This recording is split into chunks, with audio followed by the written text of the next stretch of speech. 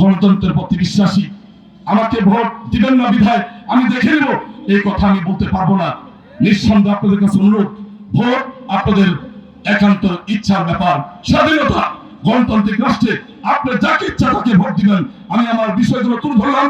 যদি মনে হয় অন্যান্য প্রার্থীর তুলনায় আমি আব্দুল হাকিম যোগ্য, আমি বিনয়ের সাথে আবেদন করবো শুধু দলের কারণে আব্দুল হাকিমকে দূরে সরাই না দিয়ে একটু ভালোবাসার জায়গায় ঠাঁই দিয়ে এই গুদাসপুর বড়াই গ্রামের আলোকিত গুদাসপুর বড়াই গ্রামের জন্য গড়ার জন্য আমাকে একটু সুযোগ দিয়ে দেন, আমি কাজ করতে চাই। সর্বশেষ সর্বোপরি আপনাদের কাছে বলতে চাই, আল্লাহর পরে ক্ষমতাসীন দলের চেয়ারের ক্ষমতা 13 তারিখে নির্বাচিত না হলে দেখি, 12 তারিখে নির্বাচিত না হলে 13 তারিখে দেখে নিবে। এই বক্তব্য অনেক জায়গায় দেওয়া হয়। আমি বলতে চাই, আমি আব্দুল হাকিম যদি নির্বাচিত হই, বড়াইগ্রাম গুদাসপুরবাসী যদি আমাকে নির্বাচিত করে, নির্বাচিত হওয়ার পর থেকে এই গুদাসপুর বড়াইগ্রামের কোন একটি অঞ্চলে সন্ত্রাস করার মতো কোন সন্ত্রাসীকে পাওয়া যাবে না। আমি আজ বলতে চাই, প্রশাসন সক্রিয়, সেনাবাহিনী সক্রিয়, পুলিশ সক্রিয়। এই প্রশাসনের সহযোগিতায় সন্ত্রাসী কর্মকাণ্ডে লিপ্ত সমস্ত সন্ত্রাসীকে আমরা হাতে তুলে তাদেরকে আইনে সোপর্দ করবো ইনশাআল্লাহ। সেই জায়গা থেকে সমস্ত মানুষকে নিরাপদ রাখবো। ভোট কেন্দ্রে যাওয়ার ক্ষেত্রে বাধা দেওয়ার কথা বলছেন, আমি বলতে চাই গণতন্ত্রকে সম্মান করেন, গণতান্ত্রিক স্লোগান দিবেন আর ভোটারদেরকে হুমকি দিবেন অসম্ভব। আমি আপনাদেরকে বিনয়ের সাথে অনুরোধ রাখতে চাই, এই 2-3 দিনের হুমকিকে ভয় পেয়ে বাড়ি থাকবেন। এমন নেতা নির্বাচিত হবে যে নেতা নির্বাচিত হওয়ার পরে 5টি বছর অত্যাচার নির্যাতন নিপীড়ন থেকে রক্ষা পেতে পারবেন না। সেই জায়গা থেকে বলছি, সমস্ত হুমকিকে উপেক্ষা করে 12 তারিখে ভোট কেন্দ্রে যাবেন, ভোট দিবেন। এটা আপনাদের কাছে বিনয়ের সাথে আরজ। আপনারা কি যেতে রাজি আছেন সবাই? সর্বশেষ আমি প্রশাসনের ভাইদেরকে বলতে চাই, আমরা 2 প্রার্থী সহদর ভাইয়ের মতো নির্বাচন করেছি, অপ্রীতিকর কোনো ঘটনা ঘটে নাই। আমরা মনে করি আর 2টি দিন রয়েছে, যে এই 2টি দিনে আপনাদের সার্বিক সহযোগিতা পেলে যেভাবে নির্বাচনকে বাস্তবায়নের জন্য আপনারা ভূমিকা রাখছেন, সেই ক্ষেত্রে আপনারা নিরপেক্ষ এই ভূমিকা রাখলে আমার বিশ্বাস বাংলাদেশের মধ্যে এই গুদাসপুর এবং বড়াইগ্রাম এমন একটি নির্বাচন হবে যেটা একটি রোল মডেল তৈরি হবে ইনশাআল্লাহ। সেই জায়গা থেকে আমি বলতে চাই, প্রশাসনের নিরপেক্ষ আচরণ, সেই ক্ষেত্রে আমি মাননীয় ইউনো মহোদয়ের মাধ্যমে জেলা প্রশাসকের দৃষ্টি আকর্ষণ করছি, নামমাত্র কিছু সাংবাদিক যারা পর্যবেক্ষক নিয়োগ নিয়ে আপনার বিভিন্ন কেন্দ্রে যাবে, এরা যদি নামমাত্র কোনো সাংবাদিক হয় তাদেরকে যাচাই বাছাই করে খুব দ্রুত এই সাংবাদিকদের পর্যবেক্ষক বাতিল করেন। জাতীয় এবং ভালো মানের পত্রিকায় যারা থাকবে শুধুমাত্র তারাই পর্যবেক্ষক হতে পারে। এর বাইরে নামমাত্র সাংবাদিকতার কাজ নিয়ে কোন কেন্দ্র বাহিনী কেন্দ্রে গেলে সেই নির্বাচন আমরা কি কখনো হতে দেব না।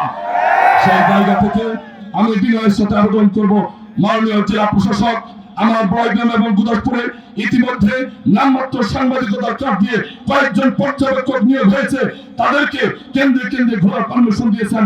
এটা যাচাই করে অনতিবিলম্বে পদক্ষেপ নেওয়ার জন্য আমি আবেদন করছি। এর পাশাপাশি আমি সর্বশেষ আমার বনপাড়াবাসীকে আবারও বলতে চাই, আমি আপনাদের সন্তান, আমি আপনাদের ভাই। আমার ব্যক্তিগত জীবনে কাউকে কোনো কষ্ট দিয়েছি আমার মনে পড়ে না। এরপরেও আমি মানুষ হিসাবে যদি কাউকে কষ্ট দিয়ে থাকি, আমি আজ আপনাদের সামনে, এই হাজারো জনতার সামনে আমি হাত জোড়ে আপনাদের কাছে ক্ষমা চাই। আমাকে একটু ক্ষমা করে দিবেন। শুধুমাত্র আগামী প্রজন্ম যেন বলতে পারে এই বনপাড়ার মাটি উর্বর মাটি, এই উর্বর মাটি থেকে আমি আব্দুল হাকিম সংসদ সদস্য নির্বাচিত হয়ে আগামী প্রজন্মের জন্য আধুনিক বনপাড়া গড়ার ক্ষেত্রে আমি আপনাদের সাথে কাজ করতে চাই। সেই জায়গা থেকে একটু কাজে লাগাবেন। দয়া করে আমার বনপাড়াবাসীর কাছে আবেদন, আমার ভুল ত্রুটি ক্ষমা করে দিয়ে আমাকে নির্বাচিত করার জন্য সবাই একটু ভূমিকা রাখবেন। অন্যান্য দলের যারা রয়েছেন তাদের কাছে আমি বিনয়ের সাথে আবেদন, আমি কারোর সাথে কোনদিন খারাপ আচরণ করি না, কোন দলকে আমি অপমান করে বক্তব্য দেই না। সেই জায়গা থেকেও আমি সকল দলের নেতৃবৃন্দের কাছে বলতে চাই, দয়া করে অন্তত এই ঐতিহ্যকে রক্ষা করার ক্ষেত্রে, এই ঐতিহ্যকে আরো সামনে এগিয়ে নিয়ে যাওয়ার জন্য আমি আব্দুল হাকিম আপনাদের ভাই হয়ে, আপনাদের সন্তান হয়ে বিনয়ের সাথে আবেদন করছি, আগামী 12 তারিখের নির্বাচনে আমাকে নির্বাচিত করার জন্য, আমার দাঁড়িপাল্লা প্রতীকটাকে নির্বাচিত করার জন্য একটু আবেদন করছি। এবং ধর্ম বর্ণ নির্বিশেষে আমার বড়গ্রাম খ্রিস্টান ধর্মাবলম্বী মানুষরা রয়েছেন, আমার গুরদাসপুর বড়গ্রামে সনাতন ধর্মের মানুষরা রয়েছেন, আদিবাসীরা রয়েছেন, আমি সমস্ত ধর্মের মানুষের কাছে বিনয়ের সাথে আবেদন, আমি সবাইকে নিয়ে কাজ করব, সবাইকে নিয়ে থাকবো, সবার সাথে করে নিয়ে চলবো। আমি কাউকে দূর ঠেলে দিব না। আমি ব্যবসায়ীদেরকে শুরু করে একদম সকল শ্রেণীর মানুষ একজন চামার পর্যন্ত আমি সবাইকে অধিকার দিব। সে অধিকার নিশ্চয়তা দেওয়ার ক্ষেত্রে আমাকে একটু কাজে লাগাবেন। আমি অভিজ্ঞতার দিক থেকে সমস্ত নেতৃবৃন্দর প্রতি সম্মান প্রদর্শন করে তাদের কাছে থেকে যে অভিজ্ঞতা অর্জন করেছি, সে অভিজ্ঞতা দিয়ে প্রশাসনিক যোগ্যতার মাধ্যমে এই গুরদাসপুর বড়গ্রামের সকল মানুষের সেবাকে নিশ্চিত করতে চাই, সকল মানুষকে নিরাপত্তার চাদরে আবৃত রাখতে চাই, সকল ধর্মের মানুষকে আমি নিরাপত্তা দিতে চাই, সকল ব্যবসায়ীকে নিরাপত্তা দিতে চাই, চাঁদাবাজ মুক্ত একটি সমাজ প্রতিষ্ঠা করতে চাই, নেশা মুক্ত একটি সমাজ প্রতিষ্ঠা করতে চাই।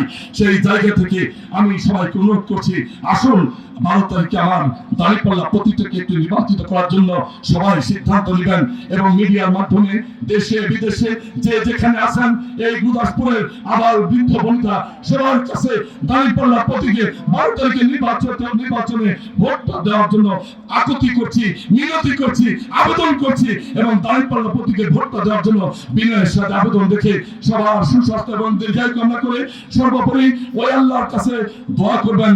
আমরা সবই করলাম, আল্লাহ যদি কবুল না করে কোনো উপায় নেই, সেই জায়গা থেকে সবাই তাহাজ্জুদ পড়ে আল্লাহর কাছে দোয়া করবেন। মহান আল্লাহ রাব্বুল আলামিন অত ইজ্জত দেওয়ার মালিক আল্লাহ, কুলিল্লাহু মালিকাল মুলক।